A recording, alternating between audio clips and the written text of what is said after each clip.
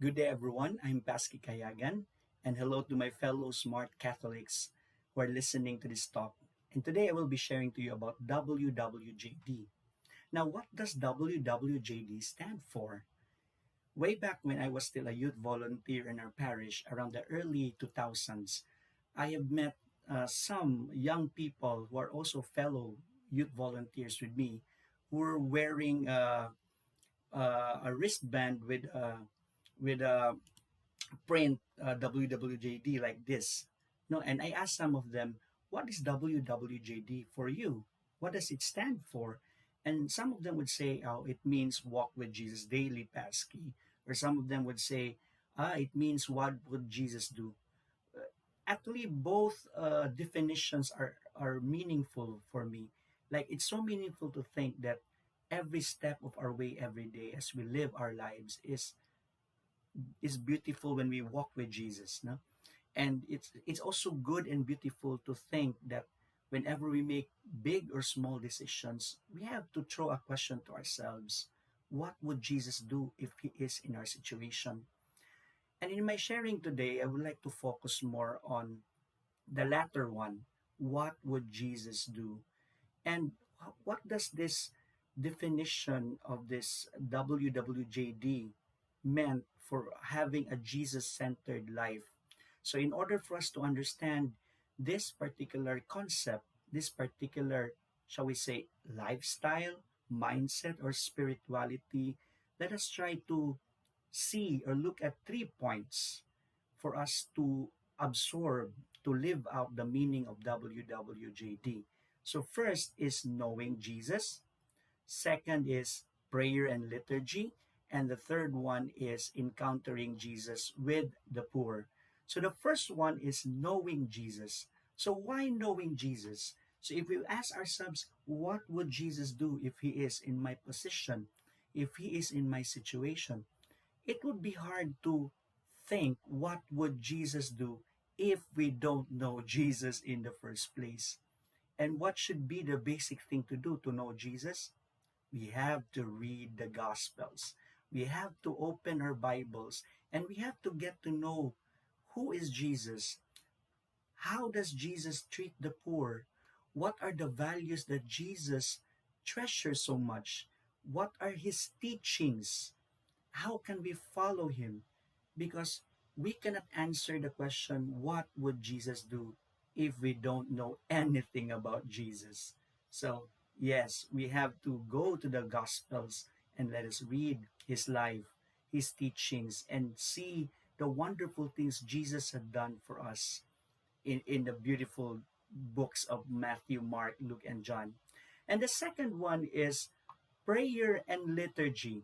So, prayer and liturgy. Now, why is prayer and liturgy very important in the concept of understanding WWJD? Because it is not simply enough to know who is Jesus. It is also important that we have a relationship with him. According to Saint Teresa of Avila, prayer is a relationship with God. Whenever we pray, we spend time with him. We bond with him. Going to Mass on a Sunday is not simply an obligation, rather, it is more of an encounter of Jesus, encountering Him with love. And the best way for us to bond with Jesus, the best way for us to deepen our friendship with Jesus is through prayer. We all know that prayer requires time. Like, for example, on a Sunday, we really spend an hour with Jesus in the Holy Eucharist, or every day when we dedicate uh, maybe 5 minutes in the morning for morning prayers, 5 to 10 minutes before we go to sleep, and then we spend around 20 minutes praying the Rosary or the Chaplet to the Divine Mercy, or maybe just staying silent with Jesus in the Blessed Sacrament. Those things that we do during prayer is actually a way for us to strengthen our bond with Jesus, a way for us to open our hearts to Him. And as we all know, it's not simply enough for us to get to know the person from the distance. It makes a big difference when you get to know the person because you are in a deep relationship with him. And sometimes the beauty of friendship is that the values of our friends, we actually uh, adopt them in a way, or the good values of our friends, they influence us. The good values of our friends, they also help us grow. And sometimes unknowingly, the good values of our friends became also our own values. So the same with Jesus. The more we encounter him, especially in the Holy Eucharist, the more we become like him. As they say, you are what you eat. And what is the value of the Eucharist? The value of the Eucharist is that we have a God who is so loving that he is willing to give himself to us. And thus, as we receive Jesus in the Eucharist, we become one with him. And as they say, you are what you eat.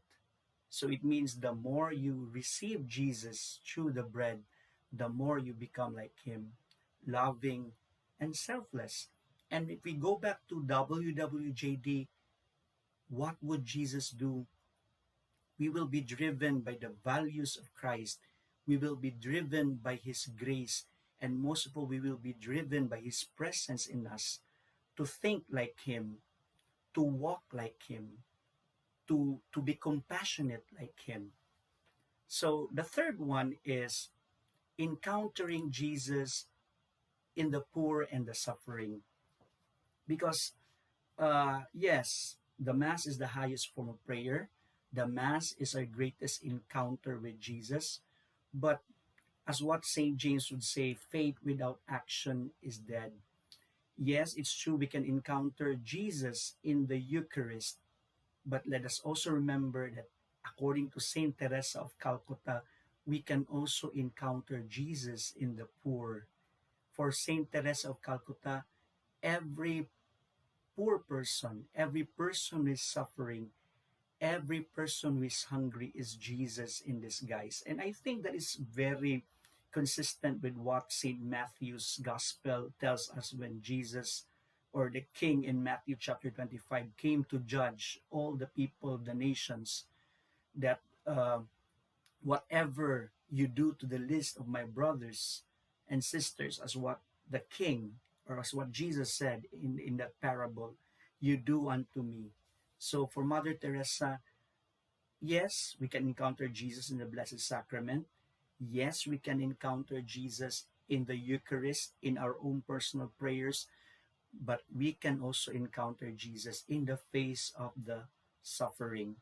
But on the other hand, my brothers and sisters, possibly in the part of those people who are suffering, the one who also showed compassion to them bears the face of Jesus. And why is it also important to encounter Jesus in the poor and the suffering, for us to have the WWJD concept? Because let us remember that Jesus is merciful. Jesus is compassionate to those who are suffering. Jesus empathizes with them. When Jesus saw the people, he felt pity. He was moved with pity. And to have this WWJD mindset, to have this WWJD lifestyle, is to feel also mercy and compassion towards others the way Jesus also showed it. So, yes, again, just to repeat my point. So, the first one is knowing Jesus, second is prayer and liturgy, and the third one is encountering Jesus in the poor and in the suffering. So, these three important points I've discussed about WWJD would somehow, yeah, I'm not saying these 3 points are just simply the just the 3 points. There are other ways also for us to have this mindset of WWJD. But the important thing is it completes the dimension of faith. Like knowing is doctrine, praying and liturgy is worship, and then um, encountering Jesus with the poor is doing. So yes, faith expressed by knowing Jesus, faith expressed by worshiping Jesus, praying to Jesus, and faith expressed through the actions that we do. So to end my sharing about this discussion on WWJD, I would like to end it with a story. Way back when I was still an altar server in our parish, I can still recall when I was in junior high, my motivation for joining the Knights of the Altar is because my crush is in the choir. And I think that if I join the Knights of the Altar, I will be closer to her. I will be more visible to her because I'm in the altar, she's in the choir area. So we could see each other. I will be more visible to her. I hope so. And she's more visible on my part also on my wherever I am in the altar. So that was my original motivation. So it's all about my crush. But later on, as I continue to serve, as I continue to encounter Jesus in the Eucharist, as I continue to be more familiar of the gospel every time it is read in the Mass, plus the homilies of the priest, it helped me know more Jesus. It helped me to be more in love with Jesus, who is truly present in the Eucharist. Plus another thing, from being a Knights of the Altar, I also became a youth volunteer in our parish. And from time to time, we have outreach activities like we visit people in the dump site, we conduct feeding programs for malnourished children around the parish. It also taught me to love the poor like Jesus. So unknowingly, my my original motivation of serving the Lord, my original motivation of being an altar server was being purified. It was replaced by my love for Christ. It was replaced by my friendship with Christ. I just woke up one day realizing that I go to Mass, I serve in the Mass as an altar server, not minding anymore if my crush is there or not. I just want to encounter my Lord. I just want to encounter Jesus. And for me, WWJD, Walk with Jesus Daily, is about aligning our hearts and our minds to the hearts and mind of Jesus. It's all about making Jesus' values our own values. It's all about allowing the mind of Jesus to be our own mind. It's all about making the actions of Jesus our own actions.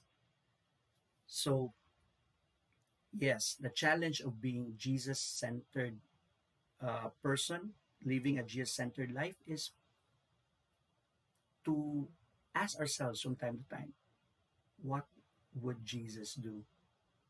To ask ourselves from time to time, does my value or do my values align with the values of Jesus? Do my actions align to the actions of Jesus? So I hope I have shared something meaningful to all of you, and may you all have a safe and blessed day. God bless everyone.